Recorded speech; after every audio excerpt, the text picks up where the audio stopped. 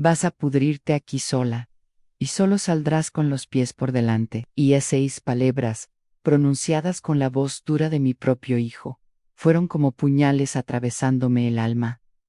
Me llamo Helda Martín, tengo 66 años, y nunca imaginé que el niño, al que crié con tanto sacrificio, llegaría a mirarme como a una carga. Mientras la cerradura de mi vieja casa en Toledo giraba por fuera, sentí que mi vida entera se derrumbaba. Lo último que escuché fue el golpe seco de mi teléfono al estrellarse contra el suelo de madera, roto en 1000 pedazos por las manos de aquel al que dediqué toda mi existencia. En ese instante, entendí la magnitud de mi tragedia.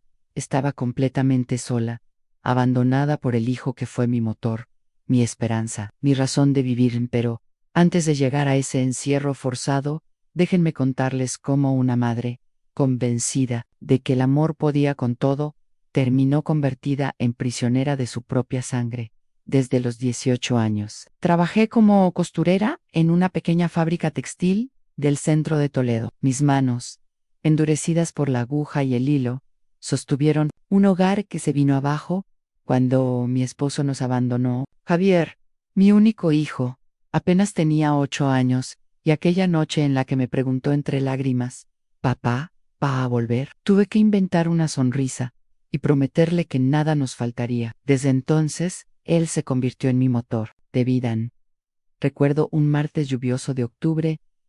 Javier regresó a casa con sus zapatos rotos y los ojos enrojecidos. Los niños de la escuela se habían burlado de él. Esa misma noche, mientras dormía, saqué de un cajón las monedas que había estado guardando durante meses para comprarme un vestido nuevo. Al amanecer, en lugar de lucir aquella prenda soñada, entré en la zapatería y adquirí los mejores deportivos de la tienda. La sonrisa de mi hijo al día siguiente valió más que cualquier lujo. Así pasaron los años.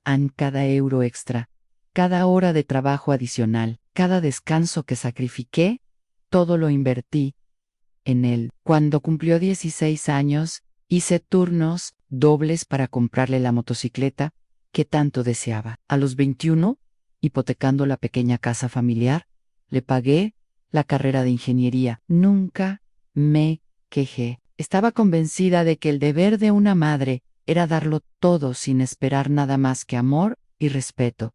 Y, durante un tiempo, creí haberlo conseguido. Javier se graduó con honores y consiguió un puesto en una constructora importante en Madrid. Yo lo miraba salir cada mañana con su traje elegante y su maletín de cuero, y el pecho se me llenaba de orgullo. A mis vecinas les decía con una sonrisa radiante, «Mi hijo es un profesional de éxito». Los primeros años después de su graduación parecían un sueño. Venía a visitarme con frecuencia, me llevaba a cenar a restaurantes de la capital y repetía una y otra vez lo agradecido que estaba. Yo pensaba que todo aquel esfuerzo había valido la pena, pero la vida, caprichosa, me tenía preparada una traición inesperada. A la primera vez que Javier me presentó a Marina López, sentí un escalofrío. Era una mujer de 32 años, alta, de cabello castaño perfectamente arreglado, y una sonrisa que nunca llegaba a sus ojos. Administradora en una clínica privada de Madrid, tenía esa mirada calculadora de quien mide a los demás por su utilidad. Desde el primer momento, me observó como si yo fuera una reliquia incómoda de la vida de Javier. Al principio intenté acercarme. Le cociné platos típicos de nuestra tierra, le compré pequeños detalles con mis modestos ahorros, incluso aprendí recetas sofisticadas para agradarle. Todo fue inútil. Cada gesto de cariño se topaba con su sonrisa fingida y comentarios cargados de veneno. Una tarde, mientras recogía los platos, me soltó con esa voz melosa que me erizaba la piel: «Helda, no te molestes tanto. Ya no somos niños». Detrás de esas palabras se escondía un desprecio profundo, un recordatorio cruel de que, para ella, yo no era más que un estorbo. 2 años después, en un salón elegante de Madrid, que costó más de lo que yo ganaba. En un año se celebró la boda. Marina organizó cada detalle sin contar conmigo en lista de invitados: flores, musicao, todo. Cuando intenté sugerir incluir alguna tradición familiar, me miró como si hubiera dicho una barbaridad. Esto es, una celebración moderna. Nadie va a apreciar costumbres anticuadas. Ese día me senté en primera fila, con un vestido verde comprado en una tienda de rebajas, sintiéndome invisible. Mientras el sacerdote hablaba del respeto a los padres, vi cómo Marina apretaba la mano de Javier con una sonrisa que me heló la sangre. Después de la ceremonia, escondida tras una ventana, escuché a Marina hablar con su madre en el jardín. Enrique es demasiado blando con su madre. Ella cree que aún puede controlar su vida, pero eso se acabó. La risa cruel de su suegra acompañó cada palabra, y yo, paralizada, entendí que ya estaban planeando mi exclusión definitiva.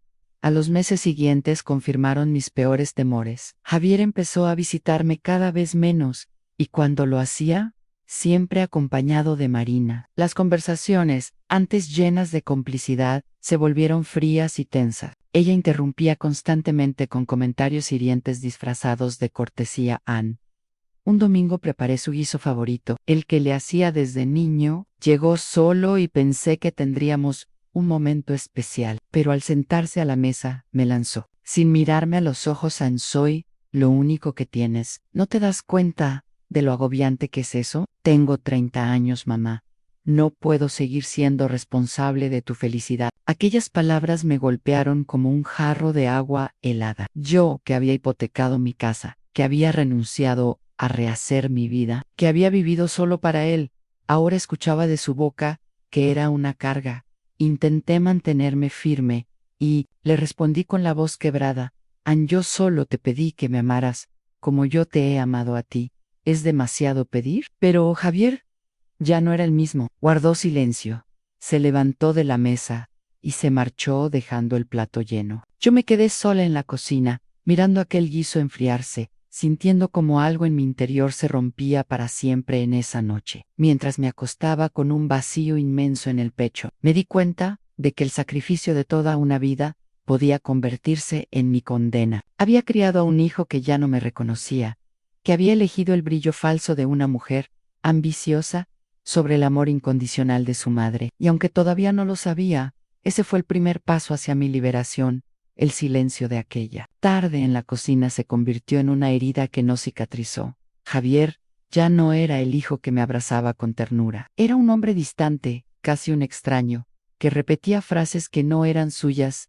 Zaino di Marina. Cada vez que sonaba el teléfono, yo esperaba escuchar su voz cálida, pero la mayoría de las veces era solo para pedirme algo, nunca para preguntarme cómo estaban. Las visitas, que antes eran semanales, se fueron espaciando. Cuando venía, lo hacía siempre con Marina, y su presencia llenaba la casa de tensión. Ella hablaba sin cesar, opinaba sobre todo, interrumpía cualquier intento de conversación íntima entre madre e hijo. Yo sonreía por educación, pero por dentro me desangraban. Un día, mientras tomábamos café en el salón, Marina soltó con una sonrisa envenenada: Javier y yo estamos pensando en comprar una casa más grande, en un barrio mejor, con seguridad y con una clase de gente distinta. Lo dijo mirándome fijamente, subrayando la palabra mejor, como si mi barrio en Toledo fuera indigno de su nueva vida. Javier, en lugar de defenderme, asintió en silencio mientras saboreaba el pastel de chocolate que yo había preparado. En ese instante entendí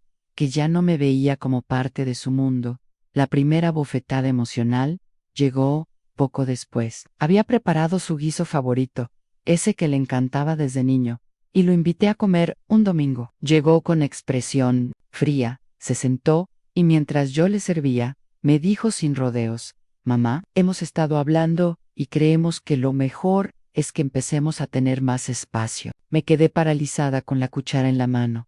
¿Espacio? ¿Qué significa eso, Javier? Él evitó mirarme a los ojos y, con gesto de fastidio, contestó: Marina siente que no tenemos suficiente intimidad como pareja porque siempre estoy viniendo aquí. Necesito que entiendas que ahora tengo una nueva familia, nuevas prioridades. No puedo seguir viviendo para complacerte. Aquellas palabras fueron como una puñalada. Con voz temblorosa le dije: Yo nunca te pedí que fueras responsable de Mi felicidad. Solo te pedí que me amaras como yo te he amado a ti. ¿Es demasiado pedir? Él dejó la cuchara sobre la mesa con un golpe seco y me miró con dureza. El amor no debe ser una prisión. Mamá, nadie te pidió que sacrificaras tu vida por mí. Esas fueron decisiones tuyas. Sentí cómo se me rompía algo en el pecho. El hijo al que había entregado todo me estaba diciendo que mi sacrificio no solo había sido inútil, sino en error. Los meses siguientes fueron un infierno silencioso. Javier cumplió su amenaza. Las visitas se redujeron a una cada 2 o 3 semanas, siempre acompañado de Marina. Yo me esforzaba por ocultar mi dolor, pero cada encuentro era más hiriente. Un día lo llamé porque el médico me había detectado una irregularidad en los análisis. Estaba asustada y quería que me acompañara. Él respondió con frialdad.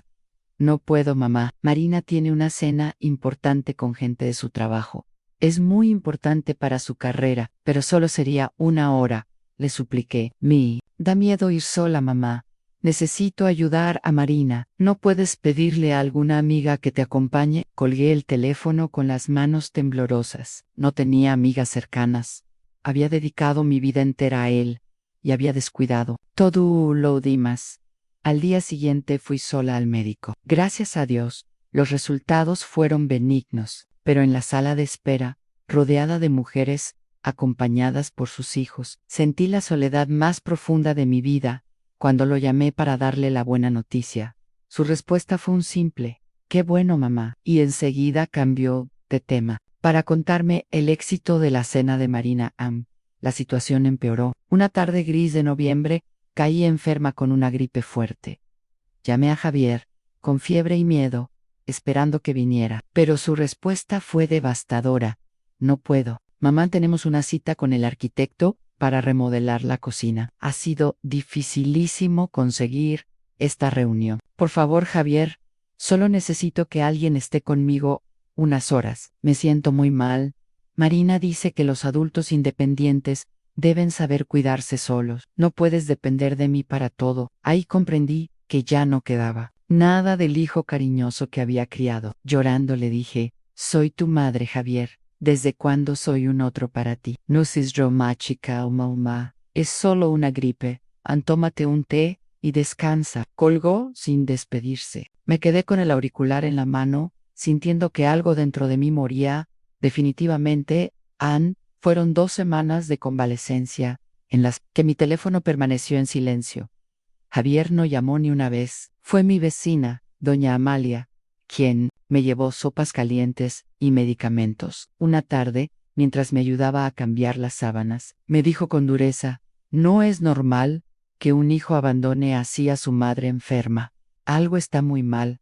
Aquí, Ann tenía razón. Y, aunque me dolía aceptarlo, yo misma había permitido durante meses que me trataran como un estorbo.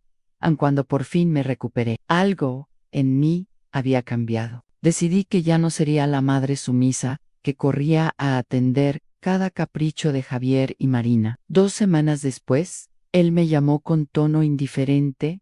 Mamá, ¿podrías prepararme esa lasaña que tanto le gusta a Marina? Vienen sus padres a cenar. Por primera vez en 30 años, le respondí con firmeza. Lo siento, Javier. No puedo, tengo otros planes. Hubo un silencio largo al otro lado de la línea. Finalmente, con incredulidad, repitió, ¿otros planes? ¿Qué clase de planes puedes tener? Los míos. Ya no estoy disponible cada vez que lo necesites, especialmente después de que no te importó si estaba viva o muerta durante mi enfermedad. Él reaccionó con rabia. No empieces con tus dramas. Si no quieres ayudarme, está bien, pero no me vengas con chantajes emocionales. Colgó bruscamente. Yo temblaba, pero por primera vez en meses sentí un extraño alivio. A los días siguientes fueron extraños. Entre la culpa y la libertad, descubrí que mi casa volvía a ser mía. Volví a salir a caminar, a cuidar mi jardín, a leer los libros que había acumulado. Poco a poco recordé quién era antes de convertirme únicamente en la madre de Javieran. Pero la calma duró poco. 3 semanas después, Javier apareció en mi puerta sin avisar. Venía con Marina y un gesto de furia en el rostro sin saludar. Entró y me dijo con voz seca: necesitamos hablar. ¿Qué te pasa últimamente? Primero cuelgas el teléfono, luego te niegas a ayudarme. Y ahora los vecinos andan diciendo que me llamas malagradecido. Yo lo miré con desconcierto. ¿De verdad tu mayor preocupación es tu reputación, y no que tu madre se sintió abandonada? Marina intervino con voz afilada: Helda, ya tienes 66 años. Es hora de que crezcas y dejes de comportarte como una adolescente caprichosa que busca atención. La miré esperando que Javier reaccionara, que me defendiera. Pero, silencio, bajando la cabeza como un niño regañado. Ese silencio fue más doloroso que cualquier insulto. Con rabia contenida, le dije: veo que no tienes nada que decir, Javier. ¿Vas a permitir que me falten al respeto en mi propia casa? Él levantó la vista con fastidio. Mamá, Marina no te falta al respeto, solo te dice la verdad que necesitas escuchar. No puedes seguir viviendo como si fueras la víctima de todo. Me puse en pie y con lágrimas de rabia le grité: soy yo la víctima, Javier, la mujer que hipotecó su casa por tu carrera, que trabajó dobles turnos para darte todo. Y tú me dices ahora que nadie me pidió esos sacrificios. Él contestó con frialdad: nadie te pidió que sacrificaras tu vida por mí. Esas fueron tus decisiones. El mundo se detuvo a mi alrededor. Comprendí que aquel hijo, al que tanto amé, se había perdido para siempre. A las palabras de Javier resonaron en mi mente como un eco imposible de silenciar. Nadie te pidió que sacrificaras tu vida por mí. Esas fueron tus decisiones. Frase se convirtió en la daga que desgarraba mi corazón cada vez que la recordaba. Era cierto, nadie me lo pidió. Pero, ¿acaso el amor de una madre no consiste precisamente en dar sin esperar nada a cambio? Yo no esperaba riquezas, ni viajes, ni regalos. Solo quería respeto, compañía, cariño. A las semanas siguientes fueron un calvario. Javier apenas llamaba, y cuando lo hacía, era para pedirme dinero o favores. Su tono había cambiado. Ya no era el hijo agradecido, sino un hombre exigente, casi un desconocido. Marina, mientras tanto, se mostraba cada vez más descarada en su desprecio. Un sábado por la tarde, apareció con Javier en mi casa. Entraron sin saludar, con carpetas bajo el brazo. Me senté en el salón desconcertada, mientras Marina desplegaba planos sobre la mesa. Helda, hemos estado analizando el valor de tu casa, comenzó con voz segura. En este barrio antiguo de Toledo, los precios han subido. Si la vendes ahora, puedes obtener casi 400.0 euros. Con ese dinero, Javier y yo podríamos comprar un piso moderno en Madrid, cerca de nuestros trabajos. Me quedé sin habla. Ellos hablaban como si mi hogar fuera ya suyo, como si yo fuera una extraña, ocupando una propiedad que no me pertenecía. Esta es mi casa, dije al fin, con la voz firme. Aquí crié a Javier, aquí enterré mis sueños y mis esperanzas. ¿Pienso venderla? Marina soltó una risa helada. No seas egoísta, Helda. Esta casa vieja no tiene futuro. ¿Quieres morirte sola entre estas paredes húmedas? Nosotros le daríamos un buen uso al dinero. La miré con rabia contenida, esperando que Javier dijera algo, que defendiera la dignidad de su madre. Pero su silencio fue más brutal que cualquier palabra. Finalmente, murmuró: mamá, Marina tiene razón, es una oportunidad. Podrías mudarte a una residencia cómoda, con cuidados y gente de tu edad. No tendrías que preocuparte de nada. Un escalofrío me recorrió la espalda. Una residencia. Querían sacarme de mi casa, de mi vida, de todo lo que yo era. Con lágrimas en los ojos, respondí: prefiero morir sola en un asilo, que seguir viviendo como la esclava emocional de un hijo que me desprecia. El rostro de Javier se tensó. Marina, en cambio, sonrió satisfecha. Ya lo ves, Javier, ni siquiera sabe lo que le conviene. Vamos a tener que ayudarla a tomar la decisión correcta. Los días siguientes se convirtieron en una pesadilla. Javier y Marina comenzaron a presionarme de todas las maneras posibles. Me llamaban a todas horas, me dejaban notas en la puerta, incluso me quitaron las llaves de repuesto que tenían desde Heisha. Una tarde, al entrar en la cocina, descubrí que mis facturas de luz y agua habían desaparecido. Al preguntarles, Javier me confesó que él las había guardado. No puedes seguir manejando sola tus cuentas. Te confundes, te olvidas de las cosas. Déjame a mí ocuparme. No eres you. Yo aún era capaz de pagar mis recibos, de organizar mis gastos. Aquello no era ayuda, era control. Intenté hablar con Javier a solas, recordarle quién era yo para él. Una noche.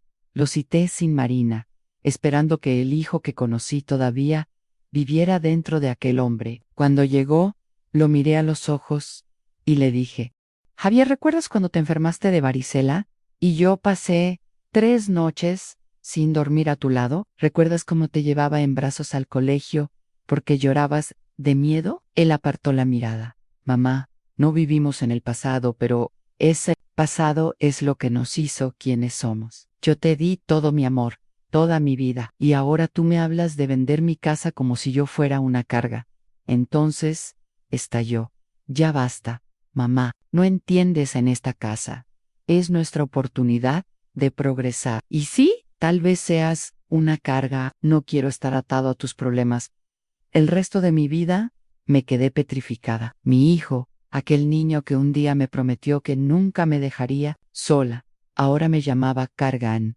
Esa noche no dormí. Me levanté al amanecer, bajé al sótano y abrí un viejo baúl donde guardaba papeles importantes en recibos, escrituras, fotografías, cartas. Entre ellas encontré los documentos de la hipoteca que pagué sola para financiar sus estudios. Allí estaba mi verdad, mi sacrificio escrito en tinta y cifras. Lo miré con lágrimas, pero también con una chispa de determinación.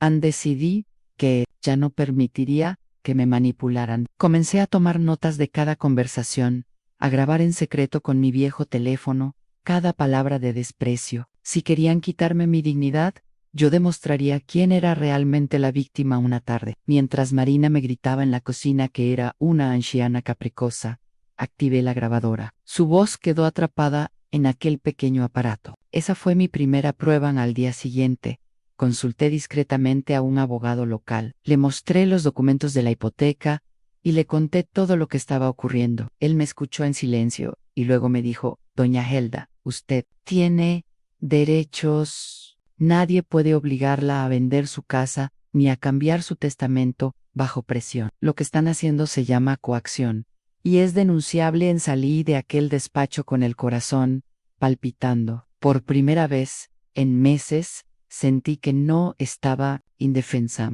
pero no me engañaba. A la guerra apenas comenzaba. Javier y Marina no se rendirían fácilmente. Al regresar a casa los encontré esperándome en el salón. Marina, con los brazos cruzados, me dijo con frialdad: vas a revertir esto. Ahora mismo vas a llamarle a tu abogado y vas a hacer un testamento nuevo, donde Javier sea tu único heredero. Mi hijo me miraba con la misma dureza. En su silencio había complicidad con aquella mujer que lo dominaba. Los observé largamente, sintiendo que el amor de toda una vida se me escurría entre los dedos. Entonces, con la voz firme, les respondí: mis sacrificios fueron decisiones mías, sí, pero también lo es esta decisión. He cambiado mi testamento, y ustedes no heredarán nada. Marina palideció. Javier apretó los puños. Yo, por primera vez, en mucho tiempo, me sentí fuerte. La batalla estaba declarada, y esta vez no pensaba perder. En el día que les confesé a Javier y Marina que ya no heredarían nada, vi en sus rostros una mezcla de furia y desconcierto. Marina fue la primera en reaccionar. ¿Qué dices, Helda? ¿Estás jugando con nosotros? No puedes hacer eso. La miré con calma, aunque por dentro mi corazón latía desbocado. Sí puedo. Esta casa y estos ahorros son míos. Y decidido que se destinarán a quien lo merezca, no a quienes me tratan como un estorbo. Javier golpeó la mesa con el puño. ¡Eres injusta! Después de todo lo que he hecho por ti. No pude evitar reír con amargura. Después de todo lo que tú has hecho por mí. Javier, yo hipotecé esta casa para pagarte la universidad. Yo trabajé hasta desangrarme las manos para darte de comer. No inviertas la historia, porque la memoria todavía me funciona. Marina me señaló con un dedo acusador. Lo que pasa es que estás manipulada por tus vecinas chismosas. No tienes idea de lo que haces. Si no corriges esto, vamos a tener que tomar medidas. Aquella amenaza se quedó flotando en el aire, como un veneno invisible. Los días siguientes se volvieron aún más oscuros. Una mañana, al intentar encender la luz, descubrí que habían cortado la electricidad. Me alarmé, pero pronto supe que Javier había cambiado el número de cuenta de los recibos. Me obligaba a depender de él para todo. Lo enfrenté por teléfono, pero su respuesta fue helada. Es por tu bien, mamá. Ya no puedes manejar estas cosas sola. Marina y yo nos ocuparemos. Colgué con rabia. No era ayuda, era control. Me estaban arrebatando poco a poco cada fragmento de mi independencia. Decidí que no me quedarían más armas que la verdad. Empecé a llenar una carpeta azul con documentos, grabaciones y testimonios. Guardé copias de cada recibo pagado por mí, de cada transferencia, de cada palabra humillante que me dirigían en una tarde, mientras Marina gritaba en la cocina que yo era una anciana caprichosa. Dejé mi viejo móvil grabando sobre la mesa. Su voz quedó atrapada en aquel dispositivo, junto con las lágrimas que me quemaban las mejillas. La presión aumentaba. Una noche, Javier vino solo, como en los viejos tiempos. Por un momento tuve la esperanza de que hablaríamos de corazón, pero Noan se sentó frente a mí, con los ojos cansados, y me dijo en tono grave: «Mamá, hazlo fácil. Marina tiene razón. Esta casa no es para ti. Véndela. Ven a vivir a una residencia. No tiene sentido que te aferres». Lo miré con todo el dolor de mi alma. «Javier, esta casa es mi vida. Cada rincón guarda recuerdos tuyos. Aquí diste tus primeros pasos. Aquí aprendiste a leer. Aquí lloraste cuando te rompiste la pierna. ¿Cómo puedes pedirme que lo entregue todo?». Él bajó la cabeza, pero enseguida replicó con dureza: «Porque no quiero quedarme atado a una madre que no, sabes, necesito ser libre». Me llevé una mano al pecho, como si sus palabras fueran piedras lanzadas con furia. «Entonces, hijo, entiende esto, yo también necesito ser libre, libre de tus humillaciones, libre de tu ingratitud». Él se levantó bruscamente y se fue, dejando tras de sí un silencio que me taladraba el alma. La soledad se hizo insoportable. Lloraba cada noche, preguntándome en qué momento perdí al hijo que amaba. Pero entre sollozos, algo comenzó a fortalecerse en mí. La certeza de que debía resistir. Un domingo, mi vecina, doña Amalia, vino a traerme una tortilla recién hecha. Al verme tan desmejorada, se sentó a mi lado y me tomó las manos. «Helda, no puedes dejar que te sigan maltratando. Tienes que defenderte». «¿Y cómo?». «Es mi hijo». Ella me miró con firmeza. «Un hijo que te trata así, deja de ser hijo. Es un verdugo. Y tú no mereces ser víctima». Sus palabras me atravesaron como un rayo de lucidez. Poco después, decidí hacer un cambio radical. Fui al notario y actualicé mi testamento. En lugar de Javier, los beneficiarios serían una fundación para madres solteras y mujeres maltratadas. Al firmar aquel documento, sentí que por fin recuperaba mi voz. Cuando regresé a casa, con la copia en la mano, lloré de alivio. Por primera vez, en mucho tiempo, mi futuro estaba en mis manos. Sin embargo, el enfrentamiento final no tardó en llegar. Una tarde, mientras doblaba la ropa, escuché la cerradura de mi casa forzándose. Javier y Marina entraron sin permiso. Sus rostros reflejaban rabia.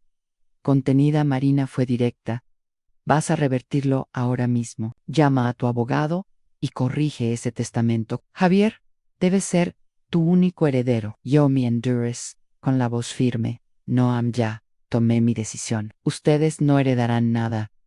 Marina se acercó a mí, los ojos encendidos: «Eres una vieja testaruda. Si no lo haces por las buenas, lo haremos por las malas». Javier permanecía detrás de ella, en silencio, como un soldado obediente. Aquello me dolió aún más que las amenazas de Marina. Con la voz quebrada, pero decidida, dije: «Mi hijo murió hace meses. El hombre frente a mí es un extraño que eligió la codicia sobre el amor». Javier apretó los dientes, pero no respondió. Marina, en cambio, lanzó una carcajada cruel: «Ya veremos cuánto te dura esa valentía cuando estés sola en un asilo, olvidada por todos». Se marcharon, dejando la puerta abierta de par en par. Yo me quedé temblando, pero dentro de mí ardía una llama nueva. No volvería a ser esclava de su ambición. Aquella noche dormí poco. Me levanté antes del amanecer y bajé al sótano. Allí, entre baúles y cajas viejas, organicé mi carpeta azul. Pruebas de mis sacrificios, pruebas de sus abusos, pruebas de todo. Al cerrar la tapa, me juré que no volvería a callar a la guerra. Estaba declarada, y yo no pensaba perder en el sótano de mi casa. Siempre había sido un lugar polvoriento, lleno de baúles y recuerdos olvidados, pero esa semana lo transformé en mi refugio y en mi trinchera. Allí, sobre una mesa vieja, extendí los documentos de mi vida a la escritura de la casa, la hipoteca que yo sola pagué, los recibos de los estudios de Javier y sobre todo las grabaciones que durante meses había recopilado. Cada palabra hiriente, cada amenaza de Marina, cada frase de desprecio de Javier, todo quedaba registrado en aquella pequeña carpeta azul que se había convertido en mi escudo mientras organizaba los papeles. Sentí que ya no era la mujer frágil que ellos creían manipular. Yo tenía la verdad y estaba dispuesta a mostrarla. Un jueves por la mañana, llamé a mi vecina doña Amalia, esa mujer fuerte de 70 años que nunca se callaba una injusticia. Le conté lo que estaba ocurriendo y sin dudar, me respondió: «Cuenta conmigo, Helda. Esto no puede quedar en silencio. Yo misma seré testigo». No fue la única. Mi abogado, el licenciado Fernando Ruiz, aceptó acompañarme en el proceso. También contacté a un periodista local, Manuel Ortega, conocido por denunciar casos de abuso familiar. Quería que el mundo supiera lo que me estaban haciendo. La prensa puede ser tu mejor aliada. Mi, Dillo Manuel, si tu hijo, Waisu, esposa creen que pueden hundirte en secreto, nosotros los desenmascararemos a plena luz del día. Aquel apoyo me devolvió fuerzas. Ya no estaba sola.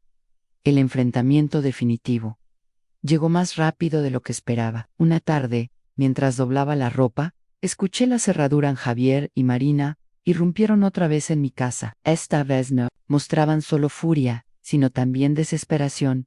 «Basta de juegos, mamá», gruñó Javier. «Hoy mismo vas a llamar al notario y vas a poner mi nombre en ese testamento». Marina se adelantó, su rostro iluminado por una sonrisa cruel. «Si no lo haces, te quedas sin casa, sin dinero y sin dignidad. Nadie va a creer a una anciana testaruda». Yo los miré en silencio unos segundos. Después, con calma, encendí el televisor que estaba en el salón. En la pantalla apareció el rostro de Manuel, el periodista, conectado por videollamada. A su lado estaba mi abogado y, en una esquina, doña Amalia observaba con gesto serio. Marina dio un paso atrás, sorprendida.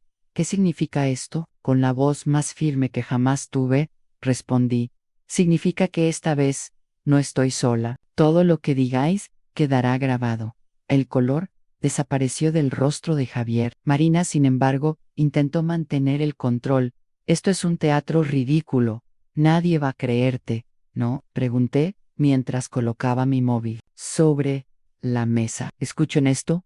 Puse una de las grabaciones a la voz de Marina, chillando en mi cocina Jerez, una vieja testaruda. «Vas a terminar en un asilo olvidada por todos». El silencio se volvió insoportable. Doña Amalia negó con la cabeza, indignada. El periodista tomaba notas con rapidez. «¿Quieres más pruebas?». Añadí, reproduje otra grabación, a la voz de Javier, diciendo: «Tal vez seas una carga. No quiero estar atado a tus problemas». El resto de mi vida, el rostro de mi hijo, se torció de vergüenza. Bajó la cabeza, incapaz de mirarme a los ojos. Entonces, hablé con el corazón abierto. «Mi hijo murió hace meses. El hombre frente a mí es un extraño que eligió la codicia sobre el amor. Prefiero morir sola en un asilo que seguir viviendo como la esclava emocional de un hijo que me desprecia». Javier levantó la vista, con lágrimas contenidas. Marina, en cambio, explotó en ira. «Esto es una trampa. Eres una manipuladora».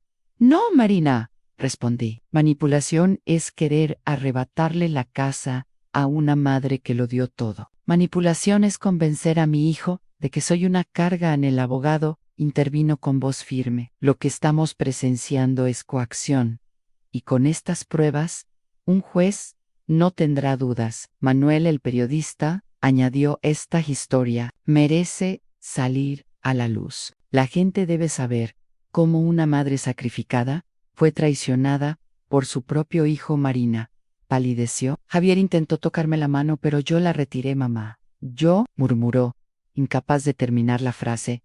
Lo miré con dureza. El perdón sin consecuencias no es amor, es cobardía. Y yo ya no tengo miedo. Marina tiró un vaso contra la pared y salió furiosa de la casa. Javier la siguió, derrotado, con los ojos rojos de vergüenza. Esa noche, por primera vez en mucho tiempo, dormí en paz. Había enfrentado a mis verdugos y tenía a la justicia de mi lado. No sabía qué vendría después, pero una cosa estaba clara: nunca más volvería a ser prisionera en mi propia casa. Emi, asomé a la ventana y vi a doña Amalia esperándome en la calle, levantando la mano como signo de apoyo. Sentí un calor en el pecho. No estaba sola, no lo había estado nunca. Simplemente había olvidado que la dignidad no se mendiga, se defiende. Al cerrar las cortinas, acaricié la carpeta azul con mis pruebas, y Rami escuró mi voz y mi libertad.